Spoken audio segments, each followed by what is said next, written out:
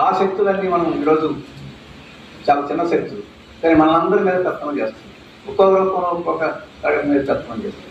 ఆ రకంగా ఐక్యంగా మనం పోరాడాల్సిన అవసరం ఉంది. ఈరోజు మీరు సమావేశం ఈ విషయాలన్నింటినీ చర్చించింది. ఎలా దళితుల మీద జరుగుతున్న వాటిని ఎలా ఎదుర్కోవాలి ఆలోచించాలి. మనం ఎదుర్కోవడానికి మనం ఒక్కరమే కాదు, ఈ సమస్యను ఎదుర్కొనేదానికి మిగతా వాళ్ళని కూడా ఆహ్వానించాలి. పక్కన స్నేహం చేయాలి. స్నేహం ఎప్పుడు చేస్తారు?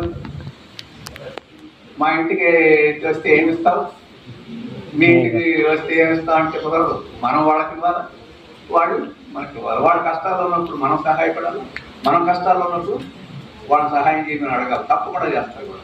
ఆ రకమైన ఐక్యతను సాధించుకొని మనం ముందుకు పోవాల్సి ఉంటుంది. దానికన్నా ముందు మన కేవీపీఎస్ని తెలంగాణ రాష్ట్రంలో బలమైన శక్తిగా అన్ని పల్లెల్లో ఏదైనా కష్టం ఉంటే కేవీపీఎస్ దగ్గరికి పోవాలనిపించాలి. ఏదైనా జిల్లాల గురించి కోరు కానీ ఆ రకమైన పద్ధతిలో మీరు సంస్థను కూడా అభివృద్ధి చేసి ముందుకు తీసుకెళ్తారని ఈరోజు ఈ శిక్షణా తరగతులు దానికి దోహదపడతాయని చెప్పేసి ఆశిస్తూ ఈ శిక్షణా తరగతుల్ని నిర్వహించినందుకు రాష్ట్ర కార్యవర్గాన్ని దాన్ని ఇక్కడ